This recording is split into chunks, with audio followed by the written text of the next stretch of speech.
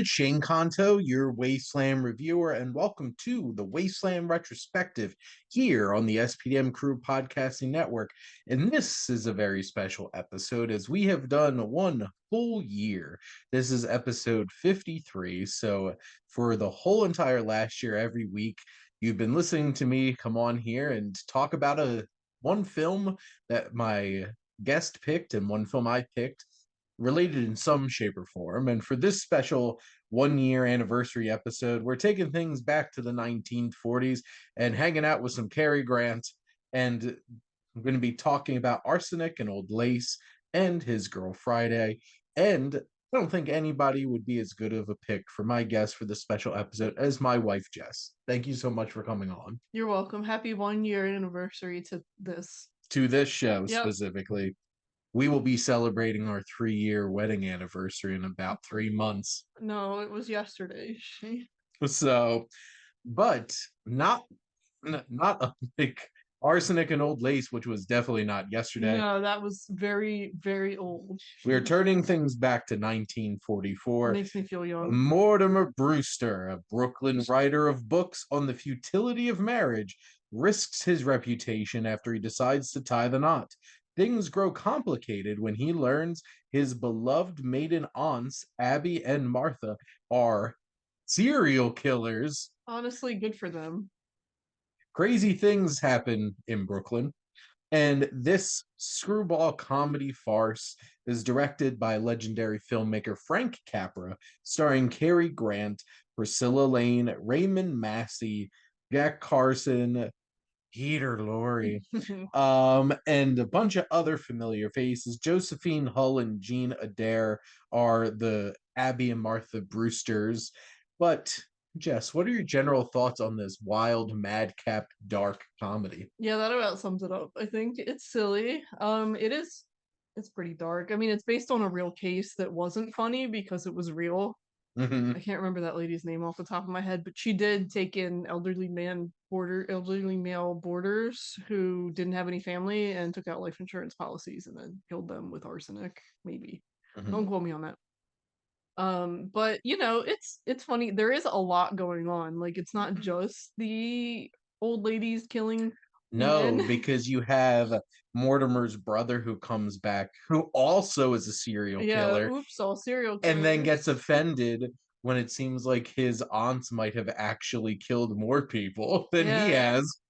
And then you have the police officer, the new policeman walking the beat. He's so desperate to have his musical be appreciated. Yes, because he is a playwright. Everybody's a playwright when they meet Mortimer Brewster, because he is a theater critic. On top of writing books about the futility of marriage, he also is a theater critic. I miss that futility of marriage detail there. Again, there's a lot going on all the time. Well, because the opening sequence, police are in, police are out. Two men are dropping exposition like it's nobody's business. And is that Mortimer Brewster? Is he getting married? It can't be, because he writes books about how feudal marriages. And I've seen this, it's intolerable. and I had such a realization watching this film and just coming to grips with the fact that, like, George Clooney really is our Cary Grant, because they're like suave leading men, but also complete madmen if they just let them cut loose. Because, like, Cary Grant in this is unhinged. Oh yeah, he is manic to a T, and also a terrible husband. He puts up with a lot too. It's like, oh, my two elderly aunts are killing people. Better just continue on with my day then. It's like, what are you talking about? You can't possibly have 12 bodies in the cellar. Let me try to get my insane brother out of here first, instead of, I don't know, calling the police. Yes, because he also has his brother who believes himself to be Teddy Roosevelt. John Alexander really commits to that. And charge! Is he the best adjusted one in the movie? I would contend yes. Who, Teddy Roosevelt? Except for maybe the bride neighbor lady, who I would simply not marry him after this, Shane. They are married. Maybe I would simply divorce him or get it annulled. I think it's within a period of time where they could get an annulment. I mean, she's a real one because she saw the bodies and just he was like, "Shh, baby, shh," and she kind of did. She was like, "Okay then." And it's like she kept trying to be like, something bad's happening. You're like, shush, honey, don't bother me. I'm doing real man He stuff just over shoves her here. out the door. He's like, "Go back next door." And like they have a bad relationship and they really shouldn't stay married. But that's only one of the threads in this Justice for crazy, what wild was her name? Elaine Harper. Justice for Elaine. Justice for Elaine. Like Cary Grant is so much fun in this. The two little old ladies Just don't think too hard. are so committed and They're charming to like unapologetic. unapologetic and unfazed by the fact that they Moisturized. are serial killers. Um Raymond Massey, who plays the creepy brother, is just so eerie and unnerving. He is not moisturized out of his lane. Bother. Yep. And then you have Peter Peter Lorre, who's his little German friend, Dr. Einstein. Dr. Einstein for sure. Plastic surgeon, I guess. The incredible writing in this, in terms of just how everything pieces together, bouncing around like crazy. Because it all threads together in unexpected ways, and it's so snappy paced. And like one thing will be happening and somebody is coming in unexpectedly and gets looped into that thing, and then a thing and a thing and a thing and a thing and a thing and a thing, and it just has just this great pitter patter of pace to it. And this movie's 2 hours long, so like this isn't even like this quick 90-minute romp. No, It's like, there's a lot happening. yes, the film tackles a lot of things and murders a lot of people. Yeah, there's a pretty high body count in this. A lot of people die. And And like nobody cares really. I mean, he cares. Mortimer cares, but like the old ladies don't really care. basically like his whole entire family gets put away into the asylum by the end, because Oh yeah, like, they voluntarily commit themselves. well, and that whole entire sequence hilarious, where like Mortimer has to convince them to put his aunts away, and then the one is like, just them looking at him like he should also be going. Well, it becomes a catch-22 too, because it's like, oh well, if you know you're insane, you're not insane. So really insane people we got to put away. And just like the facial expressions Cary Grant has as he's like His nudging, eyebrows are like putting in work. they sure were. And it's just like, you know what you have to do. And it's just his facial expressions. And that's where like the George Clooney aspect pop into my head. Cause like Yeah, you watch George Clooney in literally any Coen Brothers movie, strong eyebrows. whether it's Oh Brother, Where Art Thou, Intolerable Cruelty, or Burn After Reading, he just Powerful eyebrows. we're in a tight spot. That's basically Cary Grant's whole entire energy. This whole entire movie is like, we're in a tight spot. Well, they do a lot of madcap stuff too. Mm-hmm. Well, because Influenced by this. well, exactly, because the Coen Brothers are huge screwball comedy fans. Whether it's Frank Capra, it's, we'll talk about it in a minute, Howard Hawks, and just that feeling of like, this is the director of It's a Wonderful Life, going really dark.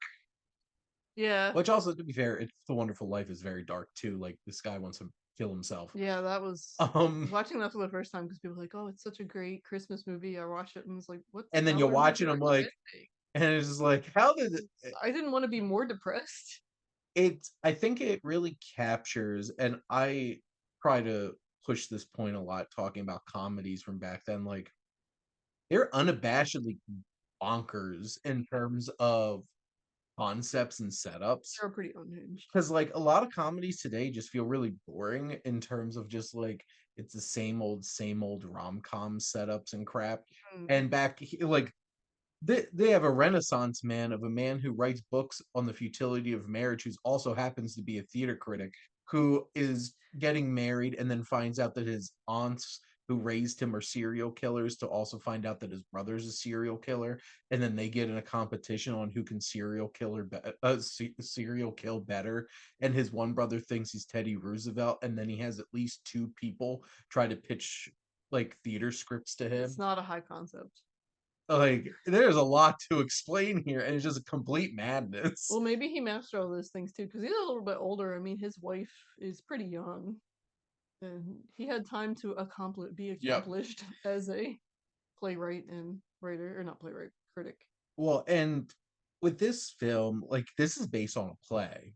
So, and like you can tell because it very rarely leaves this home, Mm-hmm. but the home is so perfectly quote unquote cast. Yeah. Like the production design in this, like they just found the perfect Oh, it's place, Victorian. just the perfect place to play all these shenanigans with like the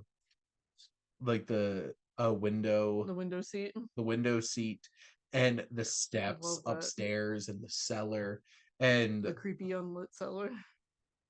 like the different doors into the kitchen and all of these Mm-hmm. things. Like I felt like I was watching like Full House in terms of like honestly, Everything in one well, shot. no, really the living room is actually kind of set up in the same similar kind of way as the house in It's Full House. Victorian too, isn't it?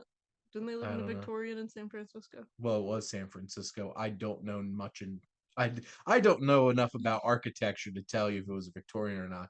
But it basically had the same exact kind I of feel like setup, except it was mirrored. So like mm-hmm. the steps were on the left hand side in Full House. This was on the right hand side. So was the door on the opposite end, but it had the two doors into like the kitchen area. Yeah, And like the dining room. it just has that kind of setup where it's just like they really make the most of the space. Frank Capra keeps up at this energy for a whole hour and 58 minutes, which is wild. Yeah, It's like the Fury Road of comedy. when I read that they gave amphetamines to soldiers in World War II, and then watching this, I'm like, yeah, no, that checks out. They probably gave Seems right. amphetamines to actors um Cocaine might have still been during World legal. War II. Oh, I'm sure they did in that like theater, the movie system and everything that they had going on in Hollywood. I'm sure it was just Well, 20 years before this, rained in drugs. it was complete hedonism. And this was before HUAC too, wasn't it? I don't remember Yes. when who. Well, because that was during the rise of the Red Scare after World War Yeah. II. This is at the tail, like we're in WW2 at this point when this movie came out in Yeah. 44. So no wonder they wanted a distraction. But this is a wild, funny, well acted, dark, good time that just is absolute mayhem and also has a beautiful plum Criterion Collection case, and I love it. Yes, it does. It's great. We don't get to see the colors in that movie, but I bet Mm-hmm. that they talk about elderberry wine. We'll assume that the color was in there somewhere. Now, do you have any other thoughts on Arsenic and Old Lace? No. Well, let's talk about His Girl Friday. More mid-Atlantic accents. Directed by Howard Hawks, starring Cary Grant, Rosalind Russell, Ralph Bellamy, and a whole bunch of other people. A bunch of yelling dudes. And this movie is a nice, tight 92 minutes. And that was because you had to get it done quick, so everybody had to talk real fast. There's no downtime No, at all. This film, a newspaper editor uses every trick in the book to keep his ace reporter ex-wife from quitting and remarrying, using an exclusive interview with a death row convict as his voting enticement to buy himself some time to win her back. Because Cary Grant's character, Walter Burns, is a piece of shit. Another man that should have never been married. Well, and he admits that, and he but then he gets her back again. He unadmits it. Yeah, that other guy I thought was a stand-up dude. I felt bad for him. Oh, Ralph Bellamy's Bruce Baldwin. He's gonna find another nice young woman. Well, and Hildy Johnson, it turns out, Rosalind Russell really did just care about the news. Hildy. They say it like 500 times in this movie. You'll never forget her name. I didn't forget it during the front page either. When Jack Lemmon, because this is based off of the film The Front Page, okay. Which is also the play The Front Page, which there is a version of this movie that came out before this that was much more British and less fast talky. And then funny. We watched the 70s version of The Front Page from director Billy Wilder, starring Walter Matthau and Jack Lemmon. Network? No. Glengarry Glen. The Front Page. Oh. which had Jack Lemmon as Hildy. You can tell that I And really remember this. it was a bromance instead of a Fellas. so it was Walter Matthau and Jack Lemmon, who, like, Hildy's gonna leave and get married to this woman, and I'd Walter remember. Matthau's like, I can't lose my best writer. I'd remember if they kissed. That's all I'm gonna say. They didn't. That's why I don't remember it. There you go. That was my first ever The Wasteland Review request, was the front page. And I could almost guarantee you it was Patrice. We watch a lot of movies. Can't remember them all, Shane. I'm sorry. We do watch a lot of movies. But back to His Girl Friday, which hopefully you remember because we're talking about Yeah, this. I do. Well, we Jess, watched it, like, when did you say? August? We just watched this a week ago. No, I mean before that. I feel like we had just watched it before that. This was also one of my review requests. So this was sometime back in the summer. But Jess, what are your general thoughts on His Girl Friday? Same as Arsenic and Old Lace, Shane. It's a little bit of a screwball comedy. I do think it's messed up that the not girlfriend of the convicted condemned man jumps out the window and their only reaction is like, oh, she's dead. No, she's not, her legs moving a little bit, and they just move on. That this movie's unhinged. Like, people just jump out of windows all the time around these dudes. Cary Grant is a complete piece of shit, predatory boss who just wants his ex-wife back. And I don't even think it's because he loves her. I think it's because he doesn't want to lose her. Yeah, I think as a writer. And then she is talented. I mean, a little bit we hear. I then enjoyed that. Hildy's future mother-in-law gets arrested. Her future husband gets arrested multiple times. Bruce didn't deserve it, but the mother-in-law was awful. Maybe that's why Bruce was still single. And then you had, the girlfriend of the man on death row, who shouldn't actually be on death row, but then the government, the governor tries to hide it. Yeah, and then the mayor tries to hide it. It's a better look for the mayor to be tough on crime. It's a conspiracy. But that's the girlfriend, for a distraction, yeets herself out the window, and she lives.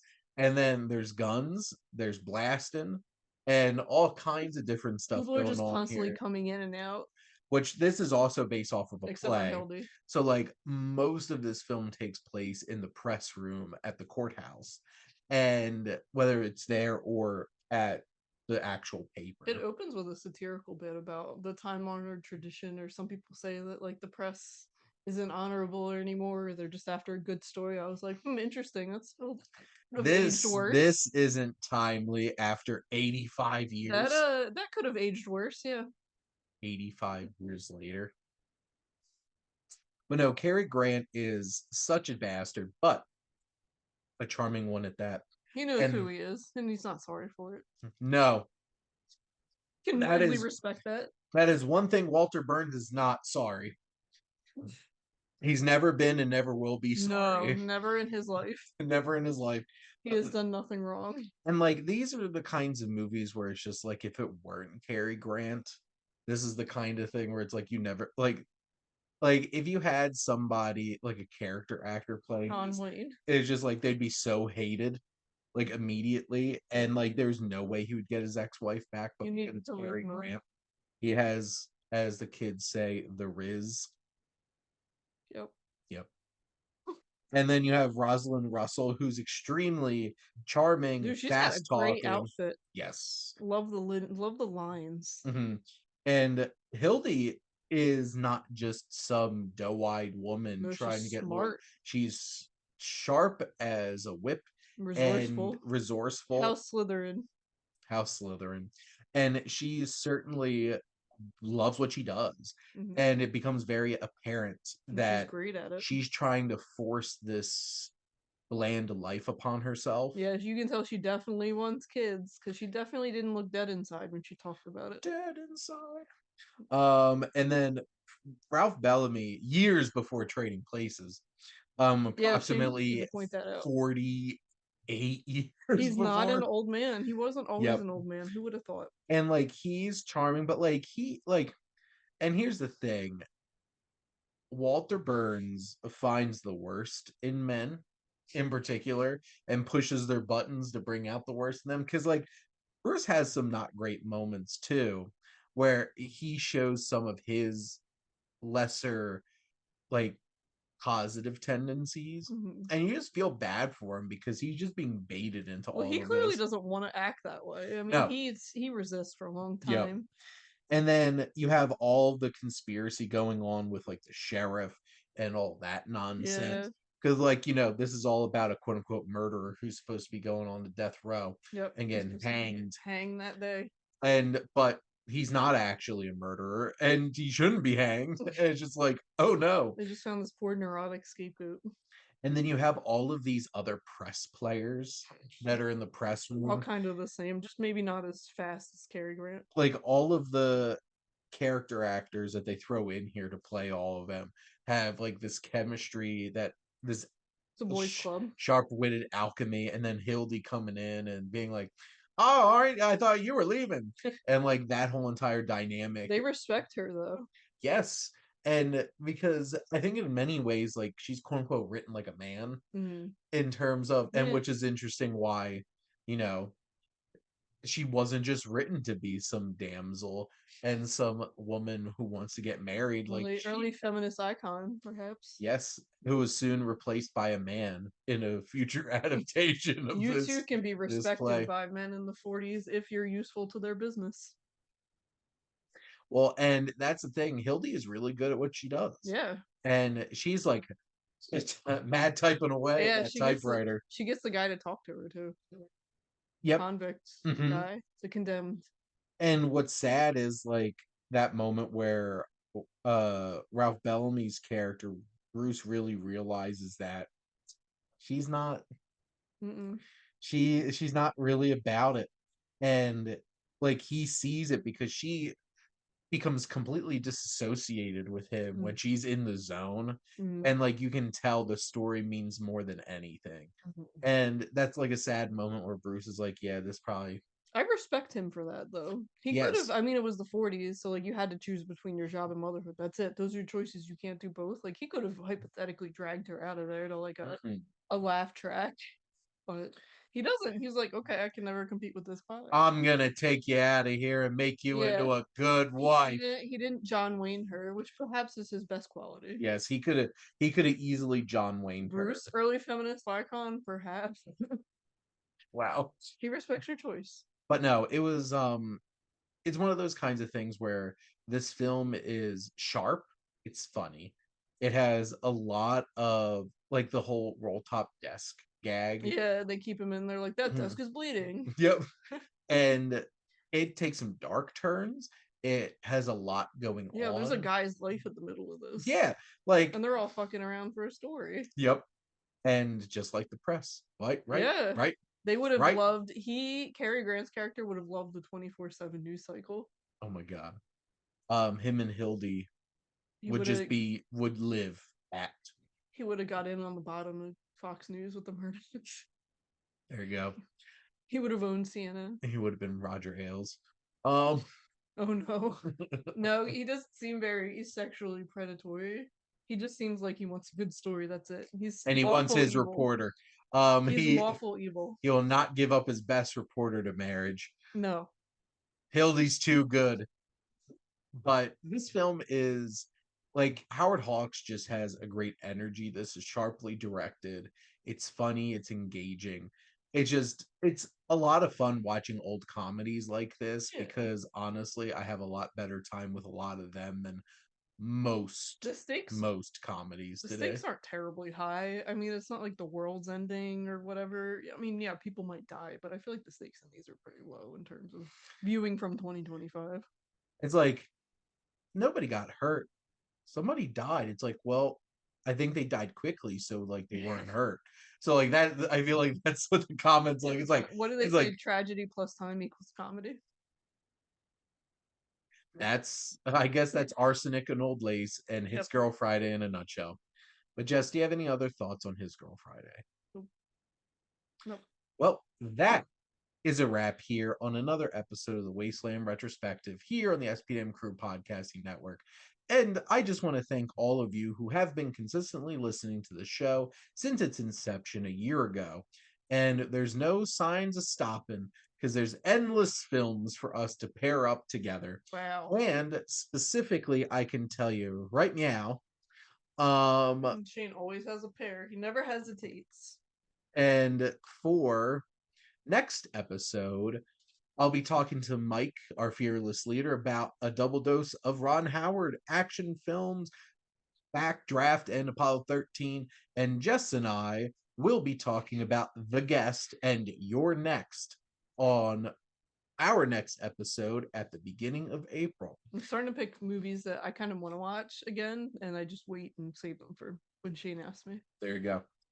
We are prepared, and hopefully all of you are, as we continue this wonderful journey of the Wasteland Retrospective. But that is a threat. It's a promise. But thanks for listening.